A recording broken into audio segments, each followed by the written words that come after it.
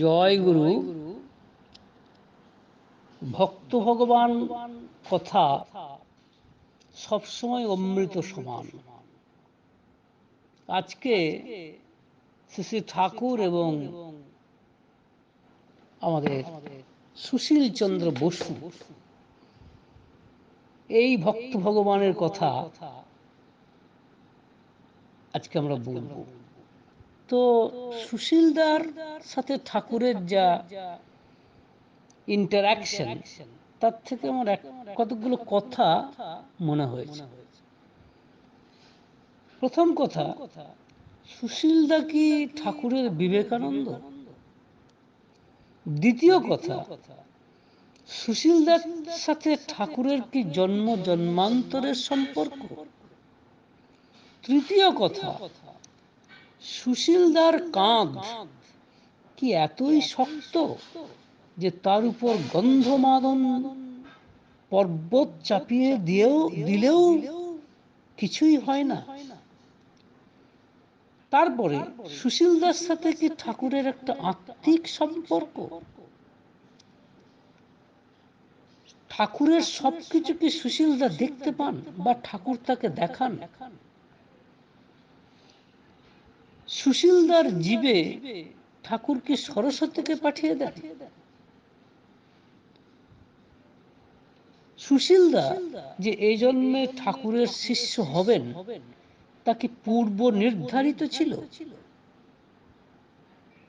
এই কথাগুলি আমি আমার আলোচনায় বিভিন্নভাবে বোঝার চেষ্টা করব এবং আপনাদের সাথেও আমার এই ইন্টারঅ্যাকশন আমি করছি। আপনারাও বোঝার চেষ্টা করবেন যে আমার কথাগুলো, আমার এই প্রশ্নগুলো বলা যায়, বা আমার এই কমেন্টগুলো কতখানি যথোপযুক্ত হচ্ছে সেটা আপনারা দেখবেন। প্রথমেই বলি যে সুশীলদা এ জন্মে যে ঠাকুরের শিষ্য হবেন, তা কি পূর্ব নির্ধারিত ছিল? দেখুন, এ সম্পর্কে আমরা কিছু আলোকপাত করতে পারি কিনা। আমরা দেখছি যে সুশীলদা বিএ পাশ করেছিলেন, তারপর ল তে ভর্তি হয়েছিলেন। একই সাথে মানে এমএ এবং ল দুটো পরীক্ষার জন্য তিনি প্রস্তুত হচ্ছিলেন। কিন্তু তিনি ভাগলপুরের কলেজে বিএ পড়তে যান এবং সেখানে এক সাধুর সাথে তার সাক্ষাৎ লাভ হয়। সেই সাধু খুব উচ্চমার্গীয় সাধু এবং তিনি জেনেছিলেন যে সেই সাধু যে কেশব সেন ছিলেন, নামকরা মানুষ, যে কেশব সেন আপনার ব্রাহ্ম সমাজে ছিলেন, সেই কেশব সেনের মামা সেই সাধু ব্যক্তি। অত্যন্ত সাধু হলেও তিনি স্বাভাবিক জীবন যাপন করতেন, কিন্তু অত্যন্ত উচ্চমার্গীয় তিনি আধ্যাত্মিক মানুষ ছিলেন। কথায় কথায় তার কাছে তিনি যখন দীক্ষা নিতে চেয়েছিলেন, তার উত্তরে তিনি বলেছিলেন, তোমার গুরু যিনি হবেন তার সাথে তোমার আজ থেকে 4 বছর পরে দেখা হবে, তিনি তোমাকে দীক্ষা দেবেন। ঘটনাক্রমে সুশীলদা সেই ডেটটা লিখে রেখেছিলেন। তারিখটা ছিল 1913 সালের 6 নভেম্বর। আর আশ্চর্যজনকভাবে সুশীলদার দীক্ষাও কিন্তু হলো 1917 সালের 7 নভেম্বর। যখন জিজ্ঞেস করেছিলেন সুশীলদা এই সাধুকে যে আপনার এই কথা তো হিয়ালির মতো লাগছে, উত্তরে এই সাধু বলেছিলেন, এখন এ কথা তোমার হিয়ালির মতো লাগতে পারে, কিন্তু 4 বছর যেদিন অতীত হবে সেদিন তুমি এ কথার সত্যতা বুঝতে পারবে। তো চিন্তা করুন, সাধুজির কথা কিন্তু বর্ণে বর্ণে মিলে গিয়েছিল। এবার আমরা দেখতে চাই যে ঠাকুরের সঙ্গে সুশীলদার মানে দেখা কি করে হলো এবং তিনি দীক্ষা প্রাপ্ত কি করে হলেন, এবং এরই সাথে ওই যেটি বলছিলাম যে সুশীল দাস সাথে কি ঠাকুরের জন্ম জন্মান্তরের সম্পর্ক লক্ষ্য করে দেখুন। তিনি 1917 সালের নভেম্বর মাসে, আগেই বলছিলাম পরীক্ষার জন্য প্রস্তুত হচ্ছিলেন, তো তিনি হঠাৎ ওই 17 সালের 6 নভেম্বর তার ভগ্নিপতি অশ্বিনী কুমার বিশ্বাস, যার বাড়ি কুষ্টিয়া, সেই কুষ্টিয়া শহরে সুশীলদা তার বোনকে দেখার জন্য একবার এসেছিলেন। তো তিনি দেখছেন সেই অশ্বিনী বিশ্বাসের বাড়িতে ঠাকুরকে দেখলেন। তিনি ঠাকুর নাকি কিছুই জানতেন না, শুধু দেখলেন একটি সুঠাম সুদর্শন ব্রাহ্মণ যুবক বসে আছে, খালি গা, পইতে রয়েছে। তো তার স্নেহল দৃষ্টি সহজেই সুশীলদাকে আকর্ষণ করল। তিনি যেই ঘরে ঢুকছেন সঙ্গে সঙ্গে তিনি, অর্থাৎ ঠাকুর উঠে চিরপরিচিতের মতো তাকে গাঢ় আলিঙ্গনে আবদ্ধ করলেন। তারপরে বললেন, আমাকে কিরকম লাগে দাদা? অবাক ব্যাপার, সুশীলদা বলে ফেললেন, আপনার সাথে আমার এই প্রথম পরিচয় তা তো মনে হচ্ছে না। মনে হচ্ছে যে আপনি আমার বহুদিনের পরিচিত বন্ধু। সেইটি শুনে ঠাকুর বলছেন, প্রথমে আপনাকে অপরিচিত ভদ্রলোক বলেই মনে হয়েছিল, কিন্তু মনে হচ্ছে যে আপনিও আমার বহুদিনের পরিচিত বন্ধু। আচ্ছা, এই কথোপকথন থেকে কি এই জিনিসটি মনে হয় না যে ঠাকুরের সাথে সুশীল দাস সম্পর্ক যেন জন্ম জন্মান্তরের সম্পর্ক? আরেকটি কথাও এই প্রসঙ্গে বলতে হয় যে ঘটনাক্রমে সুশীলদাকেই কিন্তু ঠাকুর জাতিস্বরের উপর গবেষণা করার ভার দিয়েছিলেন। বেশ কয়েক বছর ধরে সুশীলদা এই জাতিস্বরের উপরে গবেষণা করেছেন। প্রশ্ন হতে পারে যে এই জাতিস্বরের উপরে গবেষণা করা যে ভার ঠাকুর সুশীলদাকে দিলেন, কেন দিলেন? আমার মনে হয়েছে যে সুশীলদা ছিলেন নির্লোভ। সুশীলদা পূর্বজন্মের ঘটনা কোনো না কোনো ভাবে তার মধ্যে ছিল, মানে সেই স্মৃতিবাহী চেতনা ছিল, যেটি ঠাকুরের দ্বারা, মানে ঠাকুর এটাকে স্বীকৃতি দিলেন। কারণ যখন সুশীলদা বলছেন যে আমার তো মনে হচ্ছে অনেকদিন আপনার সাথে আমার পরিচয়, সুশীলদাও এই ঠাকুরও ঠিক সেই এটা দিয়েই বললেন যে প্রথমে আপনাকে অপরিচিত ভদ্রলোক বলে মনে হয়েছিল, কিন্তু এখন মনে হচ্ছে আপনিও আমার বহুদিনের পরিচিত বন্ধু। এটা হয় কি করে? অর্থাৎ পুরুষোত্তম পার্ষদ তিনি শুধু এই আবির্ভাবেই ছিলেন তা মনে হয় না। মনে হয় পূর্বের আবির্ভাবেও তিনি একইভাবে ছিলেন। তো ওই দিনই যে দেখা হলো ঠাকুরের সাথে অশ্বিনীদার বাড়িতে, সেই সময় তিনি ঠাকুরের সাথে বহু প্রশ্ন ঠাকুরকে করতে আরম্ভ করলেন, কারণ তিনি দর্শন শাস্ত্রের ছাত্র। তো নানা ধরনের প্রশ্ন, শুধু দর্শন নিয়ে নয়, ব্যক্তিগত জীবন, পারিবারিক জীবন, সামাজিক জীবন এবং রাষ্ট্রীয় সমস্যা, সব প্রশ্ন তিনি একের পর এক ঠাকুরকে করতে আরম্ভ করলেন। এবং অবাক হয়ে দেখলেন প্রত্যেকটি যথার্থ সমাধান ঠাকুর দিলেন। তখন সুশীলদা ভাবতে আরম্ভ করলেন, এরকম একজনের পক্ষে যার তেমন কোনো উচ্চশিক্ষা নেই, এরকম বহুবিধ প্রশ্নের সমাধান দেওয়া কি করে সম্ভব? যে তিনি তখন বুঝলেন যে এই মানুষটি সর্ববিধ শিক্ষায় শিক্ষিত। তো এবং আরো তিনি অনুভব করলেন যে সব মানুষের প্রতি তার প্রাণ ভরা দরদ, যা নাকি জাতি, ধর্ম বা দেশ কালের দ্বারা সীমাবদ্ধ নয়। তো সকালবেলায় তিনি যখন প্রীতি প্রসন্ন দৃষ্টিতে তাকাতে আরম্ভ করলেন সুশীলদার দিকে, সেই দৃষ্টিতে একটা আশ্চর্য দেখুন, হঠাৎ সুশীলদার ভাবছেন, দেখছেন রামকৃষ্ণকে ঠাকুরের মধ্যে। কিরকম আশ্চর্য দেখুন, পরিষ্কার তিনি উপলব্ধি করছেন যে শ্রীকৃষ্ণই যেন তাঁর দিকে, শ্রী রামকৃষ্ণই যেন তাঁর দিকে স্নেহল দৃষ্টিতে তাকিয়ে আছে, এবং ঠাকুর তাকে তার দিকে এগিয়ে যেতে বললেন। এক্ষেত্রেও সুশীলদার মনে হচ্ছে যেন শ্রী রামকৃষ্ণের কণ্ঠস্বর। তাই তিনি অভিভূত হয়ে পড়লেন। এগিয়ে গিয়ে তিনি প্রণাম করে বললেন, আমাকে দীক্ষা দিন, পথ দেখিয়ে দিন। সেদিন ছিল 7ই নভেম্বর।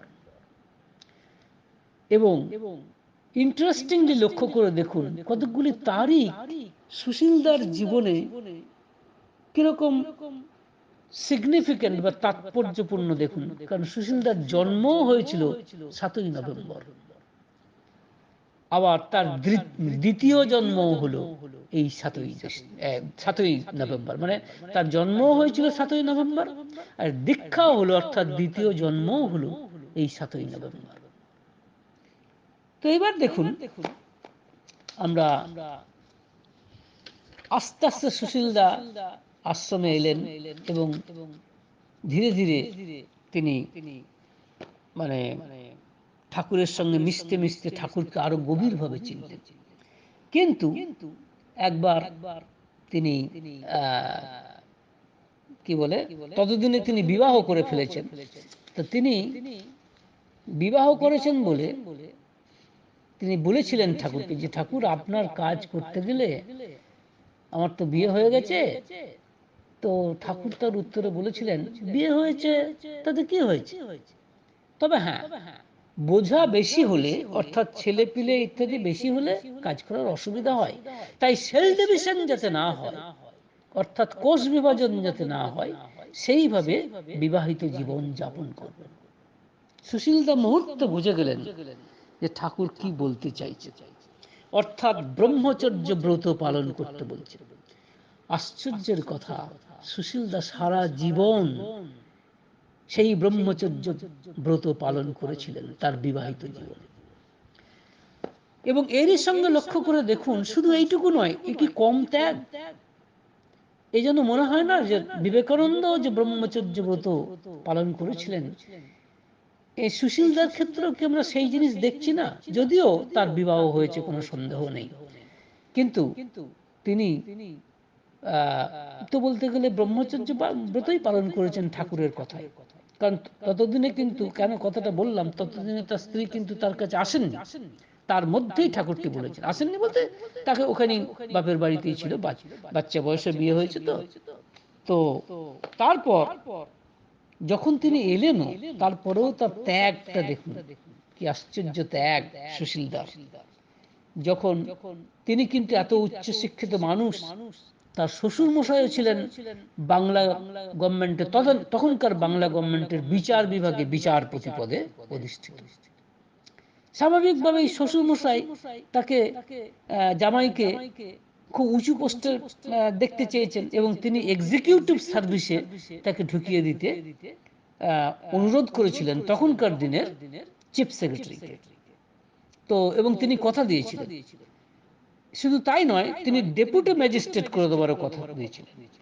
তো যখন দেখলেন যে সুশীলদা এই আশ্রমে চলে এসেছেন এবং শ্রী শ্রী ঠাকুর অনুকূলচন্দ্র নামের একজন প্রায় অপরিচিত নামগোত্রহীন এক মানুষের সাথে জুটে পড়েছেন, তখন স্বাভাবিকভাবেই শ্বশুর হিসাবে তিনি বিচলিত হয়েছেন। তাই তিনি চিঠি দিলেন, বললেন যে তুমি হঠাৎ ভাবের আতিশয্যে এরকম করতে উদ্যত হয়েছে, কিন্তু ভাবাবেগ তো স্থায়ী হয় না, ভাবাবেগ চলে গেলে এর জন্য তোমাকে দুঃখ করতে হবে। সুতরাং তিনি বলছেন যে তুমি ঠিক ঠিক ভেবে আমাকে চিঠি দাও। উত্তরে সুশীলদা লিখছেন, দেখুন কতখানি তিনি নিবেদিত প্রাণ ভক্ত ঠাকুরের, এবং ঠাকুরকে কত কম সময়ে চিনেছেন। একজন প্রায় নামগোত্রহীন অপরিচিত গণ্ডক গ্রামের মানুষ ঠাকুর, তাকে কিভাবে চিনেছেন। তিনি উত্তরে লিখছেন, আমি আমার জীবন কিভাবে অতিবাহিত করব তা আমি চিরতরে স্থির করে ফেলেছি, কাজেই এই বিষয়ে আমাকে আপনার উপদেশ দেওয়া বৃথা। এতে হয়তো তিক্ততারই সৃষ্টি হবে, তবে কন্যার পিতা হিসাবে আপনার দুঃখ হওয়া স্বাভাবিক, কারণ আপনি কখনো চাননি যে এরকম একজন খামখেয়ালি লোকের সাথে আপনার কন্যার ভাগ্য জড়িত হবে। আপনার কন্যা অবশ্য যদি আপনার কাছে থাকতে চায়, তবে চিরকাল আপনার কাছে থাকতে পারে, নতুবা আমার কাছে থাকতে হলে দুঃখ কষ্টকেই বরণ করে নিতে হবে। সুশীল দাস স্ত্রীর নাম ছিল নিরুপমা। ঠাকুর তাকে রানীমা বলে ডাকতেন। এই এই মহীয়সী মহিলাটিকেও আমি সশ্রদ্ধ প্রণাম জানাই যে তিনি কিন্তু এত সত্ত্বেও এবং এত ধনী বাবার মেয়ে হওয়া সত্ত্বেও তিনি কিন্তু সুশীল দাস সাথে এই মানে হিমায়তপুর আশ্রমে ওই স্যাঁতস্যাঁতে মাটির বাড়িতে ওইখানে তিনি কিন্তু স্বামীর সাথেই ছিলেন এবং চিরকাল ব্রহ্মচর্য ব্রত তিনি পালন করে গেছেন। সুশীলদার সাধক জীবনের নেপথ্যে এই মহীয়সী মহিলার ভূমিকা কোনো মতেই আমি কম বলে মনে করি না। তো এইবার আমি আসছি যে সুশীল দাস সাথে আমি একটু আগেই বলছিলাম ঠাকুরের কি একটা আত্মিক সম্পর্ক আছে, কারণ ঠাকুরের সবকিছু কি সুশীল দা দেখতে পান? এই প্রশ্নগুলো কিন্তু আমার কতগুলো ঘটনার মাধ্যমে আমার মনে হয়েছে। কিরকম না, দেখুন, যখন নাকি আমরা দেখছি যে ঠাকুরের একবার আপনারা জানেন অসুস্থ হয়ে পড়েছিলেন, নিউমোনিয়া রোগের মতো মনে হয়েছিল। পরবর্তী ক্ষেত্রে বহু ডাক্তার দেখেছিলেন, কেউ টিবি বলেছেন, কেউ নানা ধরনের রোগের কথা বলেছেন, কিন্তু কিছুতেই কিছু হয়নি। শেষ অবধি ঠাকুরকে কার্শিয়াং নিয়ে যাওয়া হয়েছিল। তো তিনি কার্শিয়াংয়ে আছেন, আর সুশীল দা তখন কলকাতায় আছেন। হঠাৎ তিনি এক সময় যে ধ্যান করতে করতে মনে হচ্ছে, ধ্যানে বসেছেন, ধ্যানে দেখছেন যে একদম পরিষ্কার দেখতে পাচ্ছেন যে শ্রী ঠাকুর রোগ যন্ত্রণায় অত্যন্ত কাতর হয়ে ছটফট করছেন। তিনবার ধ্যানে মনোনিবেশ করতে গিয়ে তিনবারই এই দৃশ্য তিনি চোখের সামনে দেখলেন। তখন ধ্যান থেকে উঠে ওই তখনকার হীরালাল দাকে তিনি ধ্যানের কথা বললেন এবং তিনি বলছেন আমি ঠাকুরের কাছে যাব, কারণ আমার মন অত্যন্ত উচাটন হয়ে উঠেছে। তো ঠিক তখনই মাস্টারমশাই ডাক্তার শশীভূষণ মিত্র একটা টেলিগ্রাম নিয়ে এসে দেখালেন হীরালাল দাকে যে এই মাত্র কার্শিয়াং থেকে টেলিগ্রাম পেলাম, ঠাকুর ভয়ানক অসুস্থ, আমাকে আর গোকুল বাবুকে ওদেরকে যেতে বলেছে। তার সাথে উনি যেতে চাইলেন এবং গেলেন। গিয়ে তিনি দেখলেন কার্শিয়াংয়ে যে শিষ্য ঠাকুর অশেষ যন্ত্রণায় কিরকম যেন নিথর নিস্পন্দ হয়ে গেছে। মনে হলো যেন তিনি সিং করে যাচ্ছেন, মানে মিয়ে যাচ্ছে। তখন দিশাহারা হয়ে কিছু ঠিক করতে না পারে তিনি কি করলেন, ঠাকুরের বোন গুরুপ্রসাদীকে ডেকে বললেন শিগগির জল নিয়ে এসো। বড় মা মানে ঠাকুরের স্ত্রী আর প্রসাদী জল এনে দিতে আরম্ভ করলেন এবং তিনি অনবরত জল ঢালতে আরম্ভ করলেন। বাড়িতে একটা লোকও নেই যে ডাক্তার ডাকতে পারেন। তো যা হোক অনবরত জল ঢালতে ঢালতে শ্রী শ্রী ঠাকুরের চৈতন্য ফিরে আসছে একটু একটু করে তিনি দেখতে পাচ্ছেন। এমন সময় ঠাকুরের মাস্তুতো ভাই এলেন। তখন তিনি বললেন যে তিনি ডাক্তার কাছে এসছেন, ডাক্তার আসছেন। কিন্তু ততক্ষণে ঘটনাটা হচ্ছে এই যে ঠাকুর ততক্ষণে কিঞ্চিত সুস্থ হয়েছিল। সুস্থ হয়ে কি বললেন শুনুন। বললেন, আজ সুশীল দা কাছে না থাকলে আমার প্রাণই হয়তো বের হয়ে যেত, আর কেউ কাছে থাকলে আমার নানা রকম কমপ্লিকেশন, বুকের, গলার, হার্টের ইত্যাদি ভেবে জল ঢালতেই হয়তো সাহস করতো না। কিন্তু সুশীল দা সেসব বিবেচনা ফেলে রেখে যেভাবে আমার চোখে মুখে মাথায় জল দিতে লাগলেন, তাতেই আমি প্রাণ ফিরে পেলাম। পরমপিতা সেই জন্যই হয়তো সুশীল দাকে আজ এখানে এনেছেন। দেখুন তো, আমি যেটি বলছিলাম যে সুশীল দার সাথে ঠাকুরের যে আত্মিক সম্পর্কের কথা, সুশীল দাস সবকিছু যেন ঠাকুরের সবকিছু যেন সুশীল দা দেখতে পান, এটি কি তার একটি উদাহরণ নয়? এইবার দেখুন যে সুশীল দার কাঁধে তিনি একটার পর একটা কিভাবে দায়িত্ব দিচ্ছেন, একটার পর একটা। প্রথম দায়িত্ব দেখুন, মানে অনেক দায়িত্ব, তার মধ্যে প্রথম আমি একটার পর একটা দায়িত্বগুলি আপনাদের সামনে বলবো। তো প্রথম যে দায়িত্বটা আমরা দেখছি সেটি হচ্ছে কি না, কি বলে, তখন মানে তপবন বিদ্যালয় করেছেন ঠাকুর। সেই তপবন বিদ্যালয়ের মানে ইনফ্রাস্ট্রাকচার এখনকার দিনে যেটাকে বলে, সেই ইনফ্রাস্ট্রাকচার অর্থাৎ ঘর বাড়ি ইত্যাদি জন্য প্রচুর টাকার দরকার। সুশীলদা নিজের থেকে এগুলোকে বলে না অটো মানে ভলেন্টারিলি এই দায়ভার বহন করলেন।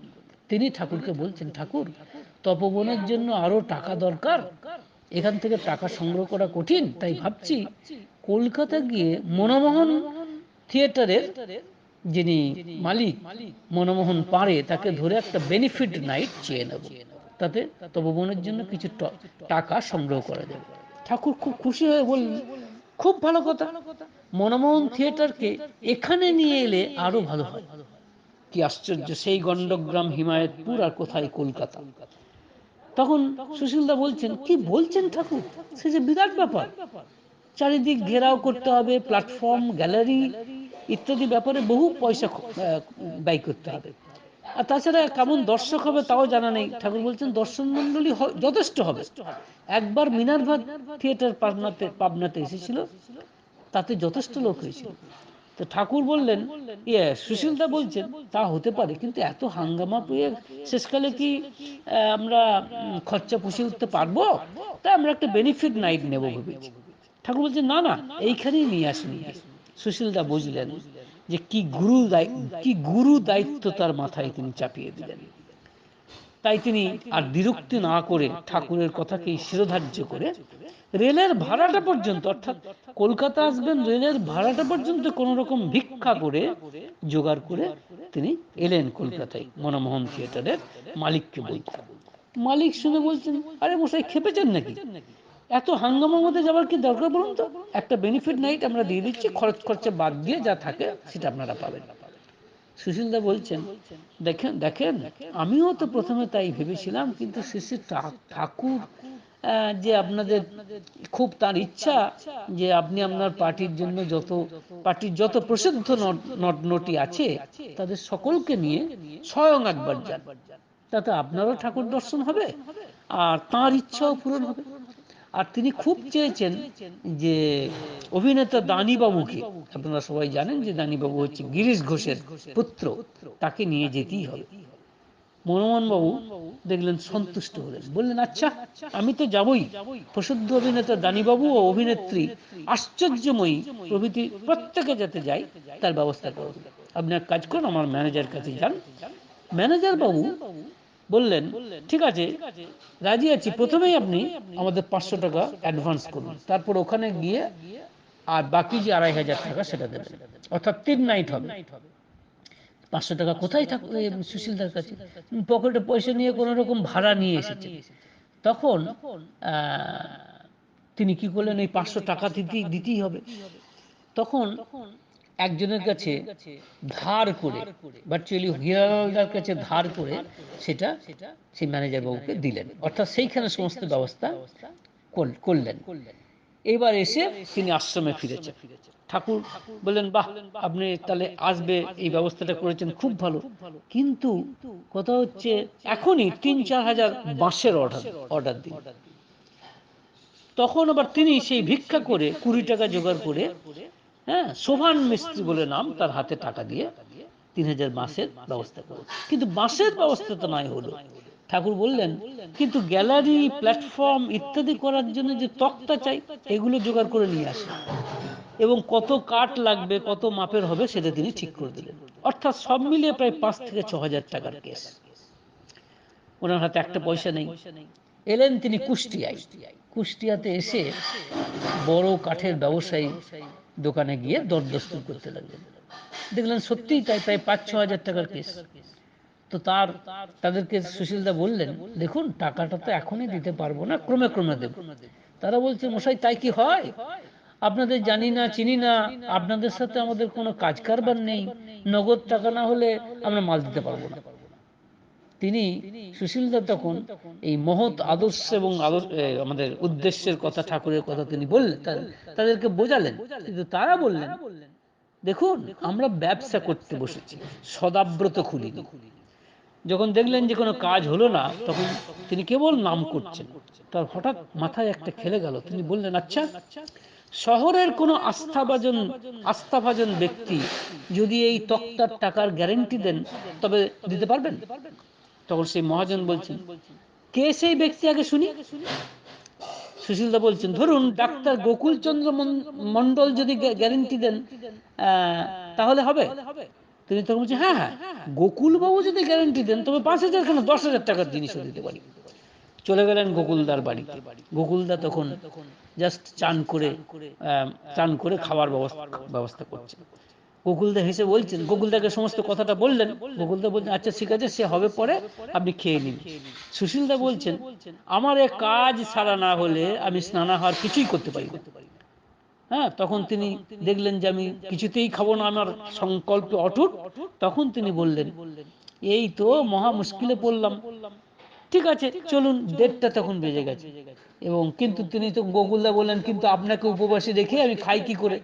বাধ্য হয়ে গেলেন এবং সেখানে গ্যারেন্টার হলেন। সেই ব্যবস্থা তিনি করে ফেললেন। এইবার দেখুন পরবর্তী ক্ষেত্রে সমস্ত ব্যবস্থা করে আসার পরে যখন আশ্রমে ফিরে এলেন, ঠাকুর খুশি হয়ে বললেন, সবই তো হলো, এখন আলোর ব্যবস্থা কি হবে? সুশীলদা বলছেন, কেন? আমি তো ভেবেছি পাবনা থেকে কয়েকটা ডে লাইট ভাড়া করে নিয়ে আসবো, তাতে আলোর ব্যবস্থা সম্পূর্ণ হবে। ঠাকুর একটু হেসে বলছেন, তাও কি কখনো হয়? ইলেকট্রিক লাইটের ব্যবস্থা করতে হবে। চিন্তা করে দেখুন, তখন পাবনা শহরেও ইলেকট্রিক লাইটের মুখ দেখেনি পাবনা শহর। তখন সুশীলদা অবাক হয়ে বলছেন, তা করতে গেলে তো ইঞ্জিন চাই, ডায়নামো চাই, ইলেকট্রিক ওয়ারিং, বাল্ব ইত্যাদি সবই চাই। সে তো বিরাট ব্যাপার ঠাকুর, বহু হাজার টাকার ব্যাপার। ঠাকুর বলছেন, তা তো হবেই, এক্ষুনি কলকাতা রওনা হয়ে যান, এইসব জোগাড় করে নিয়ে আসুন। আমি একটু আগেই আপনাদের বলেছি যে সুশীলদার কাঁধ কি এতই শক্ত যে তার উপর একের পর এক গন্ধমাদন পর্বত চাপিয়ে দিচ্ছেন ঠাকুর। সুশীলদাও দেখুন কোনো রকম বিরক্তি না করে চলে গেলেন কলকাতায়। কলকাতা গিয়ে তিনি দেখলেন যে 10,000 টাকার সমস্ত নিয়ে খরচ হবে। তিনি একজন সৎসঙ্গী ভাইকে নিয়ে কলকাতায় টি থমসন, আলফ্রেড হারবার্ট ইত্যাদি কোম্পানিতে গিয়ে ইঞ্জিন, ডায়নামো ইত্যাদি দেখে দরদাম করলেন। দরদাম করে আবার এদিকে এজরা স্ট্রিটে ইলেকট্রিক ওয়ারিং, বাল্ব ইত্যাদি দরদাম করলেন। তো ওই যে সৎসঙ্গী ভাইটি ছিল তার সাথে, সেই সব দরদস্তুর করা দেখে ভাবলো যে আমার কাছে বোধহয় বহু হাজার টাকা আছে। তখন সে যখন শুনলো আমার কাছে একটা পয়সাও নেই এটাকে, তখন সে বলেই ফেললো, এ তো দেখছি আপনার নিছক পাগলামি, 2-1 দিনের মধ্যে এসব কিনে না পাঠালে তো কিছুই হবে না, এত টাকা আপনি কোথা থেকে পাবেন? আমি তো ভেবেই ঠিক করতে পারছি না। সুশীলদা বলছেন, দেখেন না ঠাকুরের দয়ায় কি হয়, তিনি আমাকে এমন বুদ্ধি নিশ্চয়ই দেবেন যাতে ঠিক টাকা আমার হাতে এসে যাবে। তখন আমি নিজেও জানি না যে কিভাবে টাকা আদায় করব, মানে ব্যবস্থা করব। সুশীলদা তখন নিজেই জানেন না। হঠাৎ নামের চাকা ঘোরাচ্ছে, আর ঠাকুরের ছবিটাকে ওই মনের আয়নায় ফেলে ঠাকুরের ছবিটাকে দেখছেন। আর নামের চাকা ঘোরাতে ঘোরাতে হঠাৎ মনে পড়ে গেল যে একজন বিধবা মা আছেন, যিনি 10,000 টাকা যার কাছে আছে, তার কাছে গেলে হয়তো পাওয়া যাবে। কিন্তু সেই টাকাটা তিনি একজন মহাজনের কাছে খাটাতে দিয়েছেন, কিন্তু তা সত্ত্বেও তিনি চলে গেলেন সেই মায়ের কাছে। মাকে বললেন ওই টাকাটা দিতে হবে। মাটি বললেন, লোকের কাছে টাকা খাটাতে দিয়েছি, সে কি টক করে চাইলেই টাকা ফেরত দিতে পারবে? সুশীলদা বলছেন, আপনার কোনো চিন্তা নেই, আপনি তার কাছে আমাকে নিয়ে চলুন, যা বলার আমিই বলবো। গেলেন। যথারীতি সেই মহারাজ বলছেন যে, সে কি হয় মশাই, আমি কি করে এখনই সঙ্গে সঙ্গে টাকাটা দেবো? এইবার দেখুন সুশীলদার জীবে সরস্বতী এলেন। আমি একটু আগেই বলছিলাম ঠাকুরই পাঠিয়ে দিয়েছেন সুশীলদার জীবে সরস্বতী। তাই তিনি যেন ঠাকুরই যেন রাস ঠেলে দিচ্ছেন। সুশীলদার এটা নিজের অনুভব। তার কথার চোটে সেই ভদ্রলোক শেষে ব্যতিব্যস্ত হয়ে বলছেন, আচ্ছা আচ্ছা আপনার টাকা নিয়ে যান। তিনি তখন একটা চেক লিখে দিলেন, 10,000 টাকার চেক নিয়ে গিয়ে তিনি থমসন কোম্পানিতে জমা দিলেন এবং এক্সপ্রেস ট্রেনে বলে দিলেন যেন সেটা সঙ্গে সঙ্গে যায়, এবং সেটা এলো। আসার পরে সেই থিয়েটার হলো 3 দিন, কিন্তু সেই থিয়েটার হয়েছিল, এবং তখন থেকেই এই গণ্ডগ্রাম, পাবনা, হিমায়তপুরে ইলেকট্রিকের ব্যবস্থা হলো। আবার দেখুন গন্ধমাদন পর্বত একের পর এক ঠাকুর কিভাবে চাপিয়ে দিচ্ছেন। অবশ্য একটা কথা, ওই বিধবা মায়ের টাকাটা কিন্তু সুশীলদা ধীরে ধীরে শোধ করেছিলেন। তো আর একবার দেখুন কি হয়েছে। একবার আশ্রমের উৎসব হবে, তো ঠাকুর বললেন যে থিয়েটারের স্টেজ, প্যান্ডেল, হ্যাঁ ইত্যাদি, তাছাড়া আয়রন জয়েস্ট, অ্যাঙ্গেল ইত্যাদি স্ট্রাকচার নিয়ে এসে করগটের টিন দিয়ে ছাইয়ে দিন।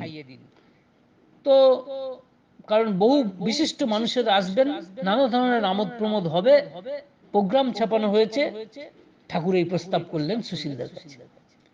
তিনি তখন কি করলেন যে আমাকে আবার বলছে, মানে সুশীলদাকে বলছেন যে আপনি টাকা জোগাড় করে কলকাতা থেকে এই আয়রন জায়েস্ট, অ্যাঙ্গেল, করগেটের টিন এবং অন্যান্য মালগুলো নিয়ে আসুন। তো তিনি তাই গেলেন, কিন্তু তিনি করলেন কি, তিনি কলকাতায় গিয়ে কলকাতার সৎসঙ্গীদের কাছ থেকে এবং আশ্রম থেকে 500 টাকা জোগাড় করে খলিলুল ভাই, আপনি জানেন আর এক সৎসঙ্গী খলিল ভাই, তিনি ইনকাম ট্যাক্সের চাকরি করতেন, সেই খলিল ভাইকে গিয়ে বললেন এই আপনাকে 500 টাকা দিচ্ছি, আর যা মাল লাগবে তার ফর্দ দিচ্ছি।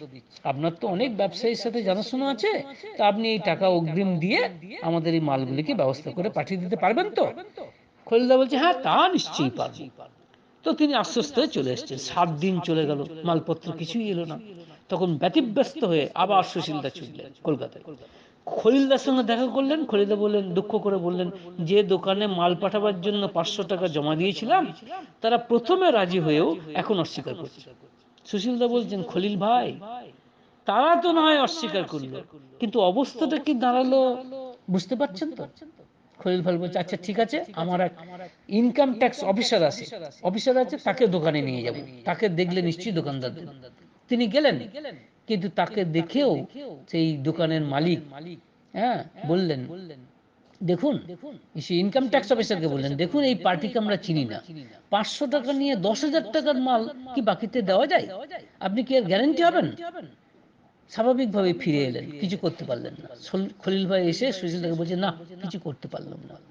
সুশীলদা বলছেন, খলিল ভাই আপনি তো না বলে পার পেয়ে গেলেন, কিন্তু আমি কি করি? আমাকে যে 2-1 দিনের মধ্যেই মাল পাঠাতে হবে। এই বলে তিনি ঠাকুরকে স্মরণ করে তার নাম স্মরণ করতে লাগলেন। এইবার তিনি মানে একটা গ্রিম ডিটারমিনেশন নিলেন, খুব নাম করছেন।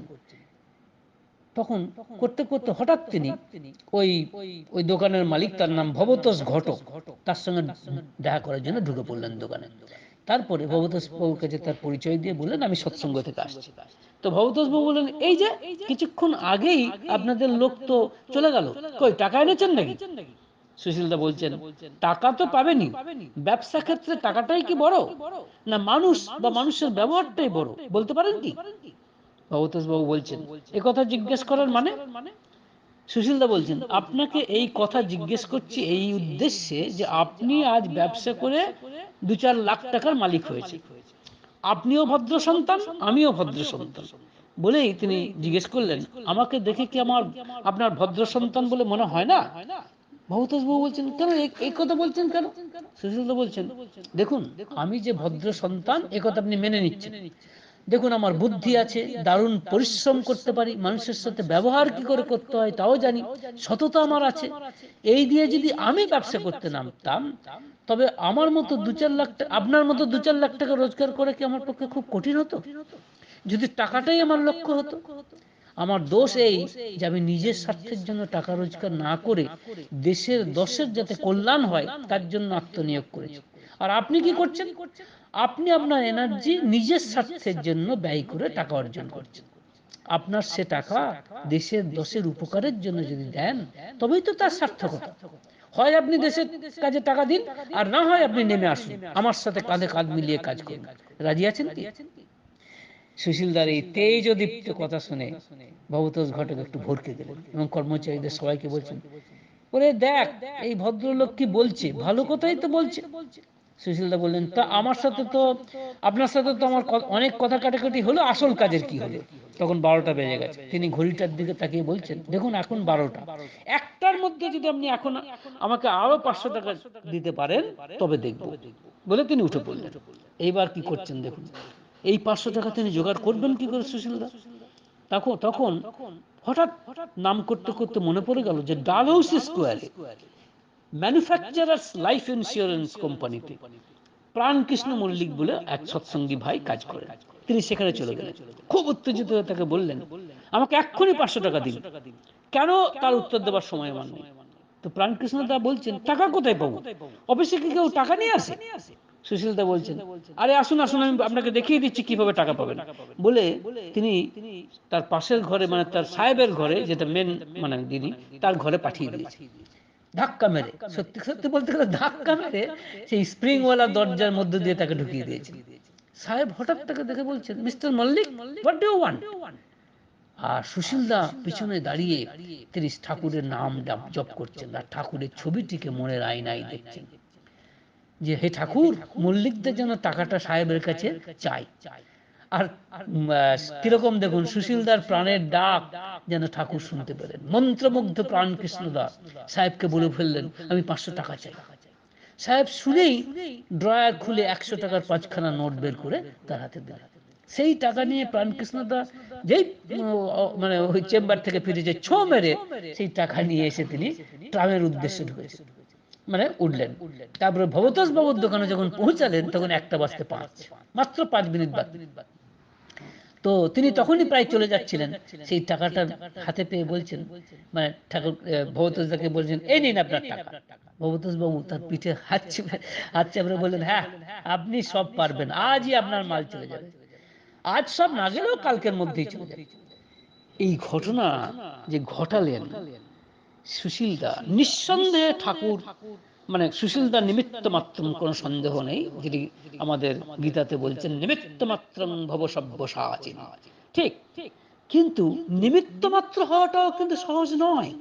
নিমিত্ত মাত্র হতে গেলেও তাকে সব মন প্রাণ দিয়েই কিন্তু ঠাকুরের কাজ করতে হবে। এমন নয় যে সবকিছু বাতাসে হয়ে যাবে। ইয়াস, সুশীলদা 1 পা এগিয়ে গেছেন, ঠাকুর 100 পা এগিয়ে এসেছেন, দ্যাটস ট্রু। কিন্তু প্রথম পার্টি সুশীলদাই দিয়েছেন, এবং শুধু তাই নয়, মন প্রাণ দিয়ে যেন নিজের কাজ, নিজের কাজের চেয়েও যেন দায়িত্ববান কাজ, এইভাবেই তাকে এই কাজটা তিনি করেছেন, ফলে এই কাজ তার পক্ষে সম্ভব হয়েছে। আরেকটি ঘটনা দেখুন, যেটি হচ্ছে যে সুশীলদা কে দিয়ে আর কি করালেন ঠাকুর। আপনারা জানেন জাতিস্বর সম্পর্কে গবেষণা করতে পাঠিয়েছিলেন সুশীলদাকে। তো ঠাকুর সেই সেখানেও কিন্তু সেই পয়সা মাত্র 9 টাকা পয়সা দিয়েছিলেন, 9 টাকা ঠাকুর। সেই 9 টাকা কিন্তু পরে তিনি ফেরত এনেছিলেন। দীর্ঘদিন কয়েক বছর ধরে তিনি জাতিস্বর নিয়ে রিসার্চ করেছেন, যার ফল ওই দিল্লির শান্তিদি, যে শান্তিদি ঠাকুরের দীক্ষা নিয়েছিলেন, এবং এই শান্তিদির মাধ্যমে আমরা মৃত্যুভেদী স্মরণ শক্তির কথা জানতে পেরেছি, যে মৃত্যুর পর কি হয়, সেই মৃত্যুর পরের ঘটনা এবং মৃত্যুর পরে পরবর্তী জন্মলাভ করার ঘটনা, যা নাকি নচিকেতা জানতে চেয়েছিল যমরাজের কাছে। নচিকেতা জানতে পেরেছিল, কিন্তু সে তো ইতিহাস। আমরা জানতে পারছি শান্তিদির কাছে, যিনি দিল্লিতে তখন ছিলেন, যার বিয়ে হয়েছিল গয়ার দিকে, এবং পূর্বজন্মের স্বামীর সাথে তার পরিচয়, তার ছেলে, তাদেরকে সমস্ত কথাই তিনি একদম অক্ষর অক্ষরে বলে দিয়েছিলেন, যার সাক্ষী এই সুশীলদা। এবং এই শান্তিদিকে নিয়ে আপনারা জানেন ঠাকুরের অনেক এনকাউন্টার আছে, সেটা পরের কথা। কিন্তু এই যে জাতিস্বর, শুধু শান্তিদি তো নয়, আরো কত জাতিস্বরের কথা তিনি লিখেছেন, এবং প্রত্যেক ক্ষেত্রেই যেটি প্রতিপাদ্য বিষয় সেটি হচ্ছে এই যারাই জাতিস্বর হিসেবে যাদেরকে দেখেছেন সুশীলদা, প্রত্যেকের মধ্যে একটা কমন ফ্যাক্টর দেখেছেন। সেই ফ্যাক্টরটি হচ্ছে এই, তারা প্রত্যেকেই কিন্তু মানে ঈশ্বরের প্রতি একনিষ্ঠ ছিলেন। তাই মৃত্যুর সময় তারা যেহেতু সেই ঈশ্বরের প্রতি একনিষ্ঠ ছিলেন, তাই ওই তীব্র আলোর ঝলকানি এবং ঘণ্টার ধ্বনি তার স্মৃতিবাহী চেতনাকে বিচ্ছিন্ন করতে পারেনি, তাদের স্মৃতিবাহী চেতনাকে। তাই পূর্বজন্মের কথা তাদের মনে আছে। ঠাকুরকে যখন জিজ্ঞাসা করা হয়েছিল, এই যে আপনি বলেছেন মরো না মেরো না, পারো তো মৃত্যুকে অবলুপ্ত করো, মৃত্যুকে কি সত্যিই অবলুপ্ত করা যায় ঠাকুর? সে তো ধ্রুব, জন্মিলে মরিতে হবে, অমরকে কোথা রবে। ঠাকুর বলেছিলেন যাই, যদি স্মৃতিবাহী চেতনা মানুষ লাভ করতে পারে, তবে মৃত্যুটাও মৃত্যু নয়, শুধু দেহের খোলকের পরিবর্তন মাত্র, যেমন গীতাতে বলেছে। এটি ঠাকুর বলেছিলেন। তো তারা জিজ্ঞেস করেছিল, বলেছিল যে আপনি তো স্মৃতিবাহী চেতনার কথা বলছেন, আপনারা জানেন যে স্মৃতিবাহী চেতনা মানে মৃত্যুভেদী স্মরণ শক্তি, অর্থাৎ মৃত্যুতেও যার মানে পূর্বজন্মের কথা মনে থাকবে। তো ঠাকুর বলেছেন যে এই স্মৃতিশক্তি, এই স্মৃতিবাহী চেতনা যে একটি সত্য ঘটনা, তার প্রমাণ কি? ঠাকুর বলেছিলেন যদি জাতিস্বর পাওয়া যায়, তাহলে সেটা তার একটা প্রত্যক্ষ প্রমাণ হিসেবে মানে প্রতিষ্ঠিত হবে। তার ভার দিয়েছিলেন সুশীলদাকে, আর সুশীলদা সুচারুরূপে এই কাজ করেছিলেন। তিনি জাতিস্বর রূপে শান্তি দিকে এনেছেন। এছাড়াও অনেকের কথা লিখেছেন, তার একটি বই আছে জাতিস্বর বলে নাম দিয়ে, শুধু একটি বই নয়, সুশীলদা 3টি বই লিখেছেন, জাতিস্বর, মানস তীর্থ পরিক্রমা এবং রাজস্থানের পথে। এত অমূল্য বইগুলি, যে ওই বইগুলি পড়লে ঠাকুরের বিভিন্ন দিকের কথা আমরা জানতে পারি। এইবার আমরা উপসংহার পর্বে প্রায় চলে এসেছি। এখানেও কিন্তু একটা বিরাট কথা বলার আছে, কিন্তু তার আগে বলি আপনাদের সমস্ত সৎসঙ্গীদের, মানে আমার সমস্ত সৎসঙ্গী দাদা, ভাই, মা, প্রত্যেকের কাছে আমার একটি মানে অনুরোধ আছে, যে আমার এই আলোচনা শুনে আপনাদেরকে একটি কাজ করতে হবে। কাজটি এই, যে ভৃগু সংহিতা, যেটি ঠাকুর সুশীলদাকে জোগাড় করে আনতে বলেছিলেন, এবং এই সুশীলদা জম্মু কাশ্মীর থেকে দীর্ঘদিন সেখানে থেকে একাকী কেবল ঠাকুরের নাম জপা, ঠাকুরকে সম্বল করে সেই ভৃগু সংহিতা কিন্তু নিয়ে এসেছিলেন। প্রশ্ন আমার, সেই ভৃগু সংহিতা কোথায় গেল? যদিও এটা পাবনা হিমায়তপুরের ঘটনা, কোনো সন্দেহ নেই, এবং পরবর্তী ক্ষেত্রে ঠাকুর দেওঘরে এসেছেন, কিন্তু সুশীলদা কি এতই বোকা, বা ঠাকুর জানে কি এত কষ্ট করে সুশীলদাকে পাঠিয়ে ভৃগু সংহিতা জোগাড় করে আনলেন, সেটা তিনি দেওঘরে আনেননি? এটা হতে পারে? ইম্পসিবল। নিঃসন্দেহে এটি দেওঘরেই থাকার কথা। আপনাদের কাছে আমার সনির্বন্ধ অনুরোধ, যে ভৃগু সংহিতা কোথায় গেল এই প্রশ্ন তুলুন, নিশ্চয়ই তাকে পাওয়া যাবে।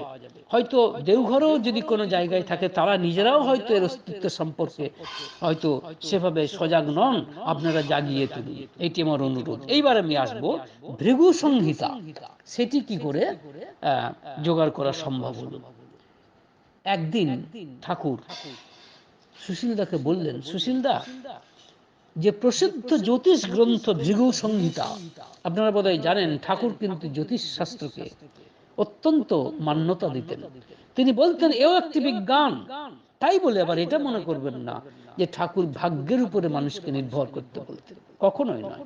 তিনি পুরুষাকারের উপরে মানে সমানভাবে জোর দিয়েছেন, এবং একথাও বলেছেন যে পুরুষাকার দিয়ে ভাগ্যকে জয় করা যায়, কিন্তু সেটা মানে অন্য অধ্যায়। কথাটা হচ্ছে যে এই যে জ্যোতিষ শাস্ত্র, সেটাও যে একেবারে বিজ্ঞান, সেটাও ইনফ্যাক্ট ঠাকুর শাণ্ডিল্য বিশ্ববিদ্যালয়ে এই জ্যোতিষ শাস্ত্র অধ্যয়ন করার কথাও তার মাথায় ছিল। তো এই ভৃগু সংহিতা সুশীলদাকে জোগাড় করার ভার দিয়েছিলেন। সুশীলদা ভারতবর্ষের এক প্রান্ত থেকে অপর প্রান্ত পর্যন্ত ঘুরে এই এই মানে কি বলে ভৃগু সংহিতা জোগাড় করেছিলেন। কিভাবে জোগাড় করলেন দেখুন। তিনি ঠাকুর শুধু এইটুকুই বলে দিয়েছিলেন সুশীলদাকে, যে ভৃগুর কোষ্ঠীটা মানে ভৃগুর কি বলে সংহিতা আপনি নিয়ে আসুন। তার আগে তিনি বলেছিলেন যে আপনি ভৃগুর কোষ্ঠী সম্পর্কে এবং জ্যোতিষ শাস্ত্র সম্পর্কে একটু পড়াশোনা করুন। এবং ঠাকুরের কথা শিরোধার্য করে তিনি পড়াশোনা করেছেন।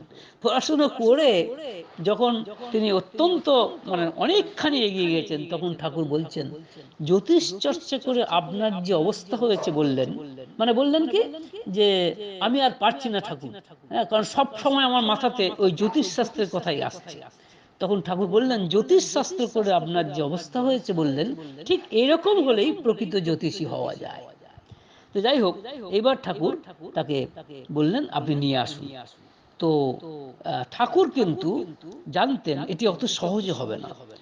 তাই তিনি বললেন আপনি বেরিয়ে পড়ুন, সারা ভারত পরিভ্রমণ করে আপনি নিয়ে আসুন। তখন ঠাকুর তাকে 9টি মাত্র টাকা দিয়েছিলেন। সেই 9টি টাকা পরিভ্রমণ শেষে ঠাকুরকে ফিরিয়ে দিতে সুশীলদা সমর্থ হয়েছিলেন। আমি এই কথাটা আপনাদের বলতে চাইছি যে ভক্ত কতখানি পারঙ্গম হতে পারে, তার পারগতা, তার ক্যাপাবিলিটি যে কত তুঙ্গে উঠতে পারে। সুশীলদা কি তার একটি উদাহরণ নয়? বিবেকানন্দের কথা আমরা শুনেছি। দেখুন, বিবেকানন্দ বিদেশে গিয়ে যেভাবে মানুষকে ইমপ্রেস করেছিলেন, তার ফলেই তিনি কিন্তু বিবেকানন্দ হয়েছেন। অন্তত বিদেশ, সেখানে অর্থাৎ চিকাগোতে তার এই অবিস্মরণীয় যে লেকচার, সেটি কিন্তু তাকে তার বিবেকানন্দ হওয়ার পথে অনেকখানি এগিয়ে দিয়েছে। আজ আপনাদের আমি শোনাবো এই সুশীলদার কথা। একটু আগেও আপনারা তার পরিচয় পেয়েছেন, এইবার শোনাবো আপনাদের যে ভৃগু সংহিতা জোগাড় করতে গিয়ে তিনি কিরকম বিবেকানন্দের পরিচয় দিয়েছেন। কিন্তু আমরা জানি না, নীরব এই ভক্তকে আমরা সত্যি সত্যি জানি না। তার একটু পরিচয় আপনারা করে যান এই আলোচনার মাধ্যমে। নিঃসন্দেহে যথেষ্ট বড় হয়ে যাচ্ছে আমার, দীর্ঘায়িত হয়ে যাচ্ছে আমার আলোচনা, তবু যেন মনে হয় এ সমুদ্রের মধ্যে এক বিন্দু জল নিয়ে শুধু বলা, সমুদ্রটাকে বাদ দিয়ে এক বিন্দু জল নিয়ে শুধু বলা। তো এবার দেখুন, তো তিনি চলে গেলেন। কোথায় যাচ্ছেন কিছু বলেননি ঠাকুর, শুধু এইটুকু বলেছেন আপনাকে আনতে হবে। তো তিনি তখন চলে গেলেন কলকাতায় গিয়ে। এবং আরেকটি কথা, এই জোগাড় করার পথে সুশীলদা বলছেন যে তিনি এই দীর্ঘদিনের যাত্রা পথে বিভিন্ন সময়ে শ্রী ঠাকুরের অশেষ কৃপা লাভ করেছেন। মনে হতো যেন ঠাকুর তার সঙ্গেই রয়েছে। যখন তিনি সম্পূর্ণ রিক্ত কিচ্ছু নেই, যখন সেই রিক্ত অবস্থায় তিনি ঠাকুরকে দেখেছেন, তখনই দেখছেন তিনি এমন লোকের সাথে ঠাকুর তার সঙ্গে পরিচয় করিয়ে দিচ্ছেন, মানে তার সঙ্গে পরিচয় হচ্ছে, যে সানন্দ চিত্তে তার সমস্ত ব্যয়ভার তারা বহন করতে রাজি। তাদেরকে আদর যত্ন করছেন, সুশীলদাকে আদর যত্ন করছেন যেন তিনি একান্ত আপনজন। গভীর সংকট মুহূর্তেও ঠাকুরের কৃপা লাভে তিনি ধন্য হয়েছেন। তিনি যে সবসময় আছেন তার সাথে, এই এই অনুভব কিন্তু তিনি করেছেন। আর এই অনুভবের স্বীকৃতি হিসাবে ঠাকুর একদিন বলছেন যে সুশীলদা আজকাল এমনই হয়েছেন যে আজ যদি তিনি গভীর বনে, পাহাড়ের গহ্বরে অথবা মহাসমুদ্রের অজানা দ্বীপেও চলে যান, আমাকে তাঁর সঙ্গে সঙ্গে গিয়ে সেখানেই বসতে হবে। এই কথাটি কিন্তু আপনারা শ্রী সচ্চিদানন্দ গোস্বামী তার শ্রীমৎ আচার্য সতীশচন্দ্র গোস্বামী ও সৎসঙ্গ আন্দোলন বইতে এটি আপনারা পেয়ে যাবেন। তো যাই হোক, এইবার ভৃগু সংহিতা সংগ্রহ করতে গিয়ে কি কঠোর পরিশ্রম করতে হয়েছিল সুশীলদাকে, তার একটু আভাস আপনারা আমি দিতে চাই। রাজস্থানের পথে বলে যে বইটি তিনি লিখেছেন, সেটাতেও তিনি এই কথাগুলি লিখেছেন। তিনি প্রথমে কি করলেন, যে প্রথমে তিনি কলকাতায় এলেন। তিনি নাম করছেন কিভাবে জোগাড় করবেন। হঠাৎ এক অধ্যাপকের সঙ্গে তার দেখা। সেই অধ্যাপকের কাছে তিনি শুনলেন যে কাশ্মীরে ভৃগু সংহিতার পাণ্ডুলিপি আছে। তার শোনা কথার উপরে নির্ভর করে তিনি কাশ্মীরের শ্রীনগরে গিয়ে উপস্থিত হলেন, বহু কষ্ট করে, কারণ তখনকার দিনে এত সহজে সেখানে যাওয়া যেত না। সেইখানে গিয়ে কেমন তিনি ওখানকার যে মহারাজ, সেই মহারাজের নিজস্ব লাইব্রেরি ও পাবলিক লাইব্রেরি অনুসন্ধান করে তিনি কিছুই খুঁজে পেলেন না। সেখানকার যে সাধারণ পাঠাগার, সেখানকার লাইব্রেরিয়ানের নাম ছিল মিস্টার কাউল। তার কাছে গিয়ে সুশীলদা এটার খোঁজ করতে আরম্ভ করলেন। মিস্টার কাউল বললেন যে আপনি ভুল সংবাদ নিয়ে এখানে এসেছেন, এখানে যদি থাকতো তাহলে আমরা কি জানতে পারতাম না? স্বাভাবিকভাবেই সুশীলদা হতাশ হয়ে পড়লেন। আর তখনই তিনি শ্রী ঠাকুরকে মনে মনে স্মরণ করে প্রার্থনা করছেন যে ঠাকুর তুমি আমাকে পথ দেখিয়ে দাও, এত দূর এলাম, তা যা খবর শুনলাম তাতে আমি ভেঙে পড়েছি, ঠাকুর আমাকে পথ দেখিয়ে দাও। লক্ষ্য করে দেখুন, সে মনের দুঃখকে মানে অবনোদন করার জন্য তিনি শ্রীনগর মিউজিয়ামের চিত্রশালায় ঘুরছেন। সেখানে অপ্রত্যাশিতভাবে এক ভদ্রলোকের সঙ্গে তার আলাপ হলো। তিনিও কাশ্মীরবাসী। তাকে তিনি তার দুঃখের কথাটা বললেন, অর্থাৎ আমার এই অবস্থা। যেরকম তৃষ্ণার্ত পথিক যেমন শীতল জল পেলে তৃপ্তির তার অন্ত থাকে না, হঠাৎই সেই ভদ্রলোক তাকে সুশীলদাকে আশ্বস্ত করে বললেন, হ্যাঁ, কাশ্মীরে ভৃগু সংহিতা আছে, তার সন্ধান আমি আপনাকে দিতে পারি। সুশীলদা বলছেন, এখানে যত লাইব্রেরি আছে সব তন্ন তন্ন করে খুঁজেও আমি সন্ধান পাইনি, তো আপনি কি করেন? সুশীলদাকে তিনি বললেন, আমি গ্রন্থাগারিক মিস্টার কাউলের সহকারী। তাই বললাম, মানে সুশীলদা বলছেন, আমি তো স্বয়ং মিস্টার কাউলের সঙ্গে এ বিষয়ে আলাপ করে এলাম, তো তিনি তো পরিষ্কার বললেন যে এখানে সেসব নেই। সেই ভদ্রলোকটি বলছেন, আমি অফিসে যাচ্ছি, আপনিও মিস্টার কাউলের কাছে চলুন, মিস্টার কাউল আমাকে ডেকে পাঠালে আমি তার কাছে এটি প্রকাশ করব। সঙ্গে সঙ্গে গেলেন সুশীলদা কাউলের কাছে এবং তাকে ডাকলেন। কাউল সেই ভদ্রলোককে তিনি কাউলের সামনে বললেন যে আমি জানি জম্মুর শ্রী রঘুনাথজির মন্দির লাইব্রেরিতে মহারাজ রণবীর সিং তিনি এটি সংগ্রহ করে রেখেছেন, কিন্তু তার নকল করতে আজ পর্যন্ত কাউকে দেওয়া হয়নি। এবার দেখুন, সন্ধান পেলেন, কিন্তু নকল করার পারমিশন পাওয়া যাবে না, কারণ সেই অরিজিনাল স্ক্রিপ্টটা তো কেউ দেবে না, নকল করে নিতে হবে। সুশীলদা কি করলেন শুনে অবাক হয়ে গেলেন, এত দূর এলেন, এতটা পথ অতিক্রম করেছেন, কিন্তু নকল করাবেন কি করে? তখন মিস্টার কাউল বললেন, সত্যি এসব প্রাচীন পুঁথির পাণ্ডুলিপির নকল করার অনুমতি স্টেট থেকে কাউকে দেওয়া হয় না। কিন্তু আশা ছাড়লেন না সুশীলদা। তিনি চরম নিরাশার মধ্যেও শ্রী ঠাকুরের কৃপায় একটি ক্ষীণ আলোক বর্তিতা দেখতে পেলেন। বুঝলেন, বইটির সন্ধান যখন পেয়েছি, তখন তাঁরই কৃপায় এর নকল করাও সম্ভব হবে। তখন কাশ্মীরের প্রধানমন্ত্রী ছিলেন স্যার গোপাল স্বামী আয়েঙ্গার, যিনি পরে স্বাধীন ভারতের প্রথম প্রতিরক্ষা মন্ত্রী হয়েছিলেন। ভাবলেন, তাঁর সাথে যদি সাক্ষাৎ করা যায়, তাহলে তাঁর কাছ থেকে হুকুম যদি বার করতে পারি। তো সেটা বার করতে তিনি পেরেছিলেন, বহু বেগ পেতে হয়েছিল।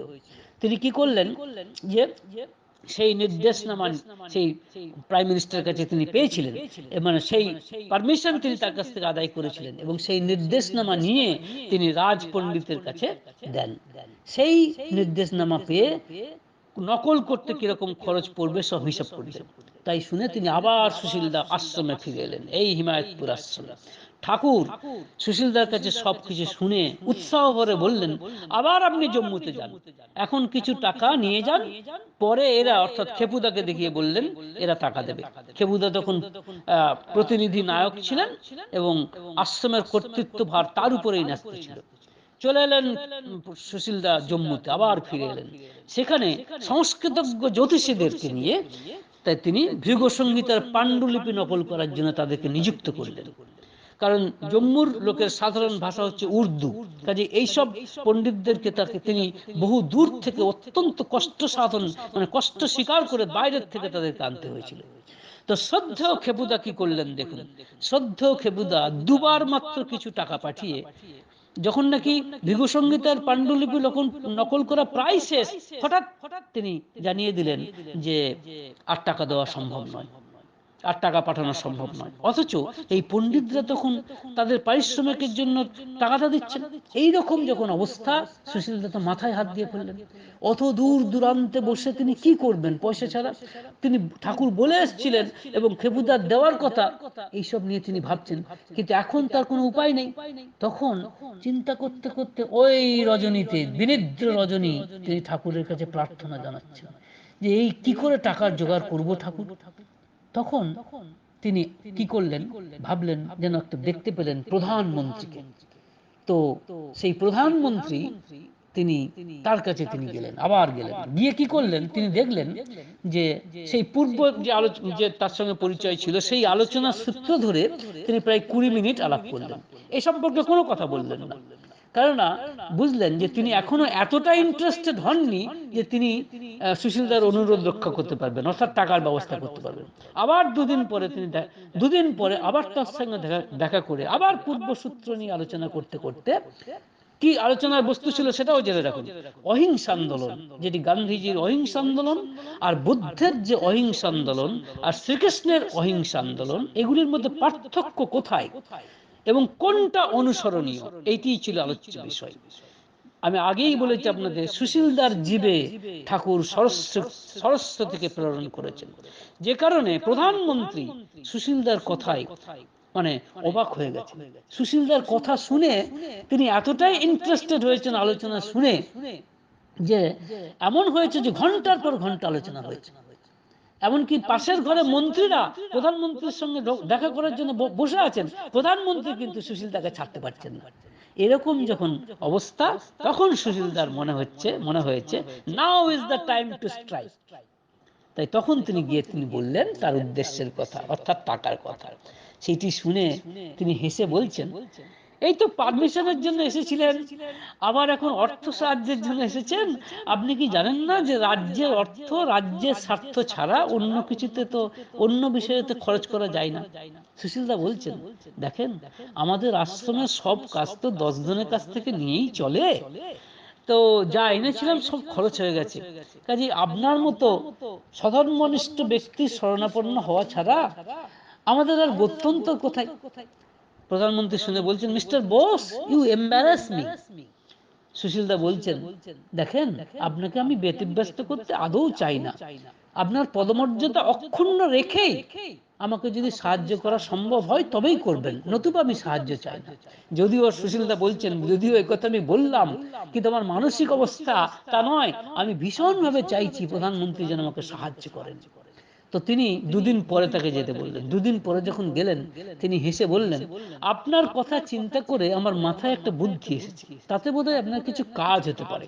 আপনাকে পূর্বেই বলেছি যে স্টেটের টাকা বাইরের কোনো বিষয়ে খরচ করা যায় না, কিন্তু রাজমাতা ফান্ড বলে একটা ফান্ড আছে, তার অর্থ ধর্মকার্যে ব্যয়িত হয় এবং সেটা নিয়ন্ত্রণ করেন দেওয়ান বাহাদুর সেটি নিয়ন্ত্রণ করেন। কিন্তু প্রধানমন্ত্রী হয়ে আমি দেওয়ান বাহাদুরকে বিষয়ে অনুরোধ করতে পারবো না। এবার দেখুন, জিউ হাতে সরস্বতী সুশীলদা কি বললেন, আপনি কেন আমার জন্য দেওয়ান বাহাদুরকে অনুরোধ করতে যাবেন?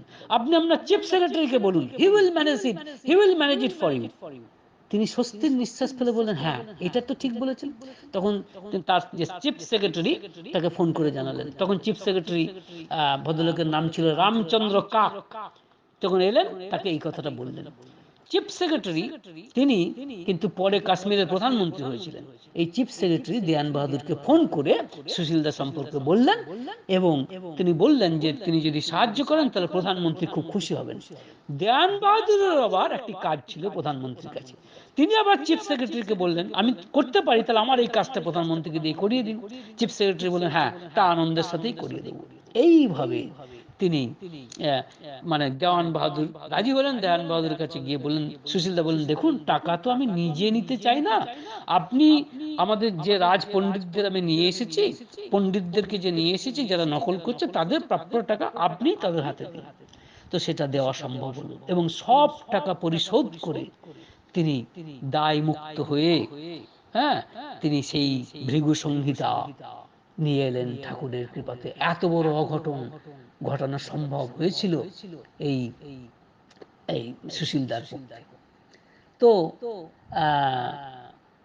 দেখুন, এই কথাটাই আপনাদের আমি বলতে চাই যে একজন ভক্ত সে যে কতখানি তার পারগতা হতে পারে, এইটাই আমি এই আলোচনায় আপনাদের মাধ্যমে আপনাদেরকে যেটুকু পারলাম আমি আপনাদেরকে আমি কনভে করলাম। এবং আজ আমার মনে হয় এই দৃষ্টান্তগুলি কে স্মরণ করে আমরাও কি আমাদের পারগতাকে সামান্য হলেও বৃদ্ধি করতে পারবো না, বাড়াতে পারবো না? আমার কিন্তু তা মনে হয় না। কারণ ঠাকুরের শেষ কথাটি আমরা, ঠাকুর যে বলেছিলেন ভরসার কথা, সেই কথাটি বলেই আমার আলোচনা শেষ করছি। ঠাকুর বলেছিলেন, একদিন ভোরবেলায় গিয়ে দেখি যে একটি ঘাসের উপর একটি ছোট্ট শিশির বিন্দু, দেখলাম সেই শিশুর বিন্দুতে সূর্যের আলোটি প্রতিফলিত হয়েছে।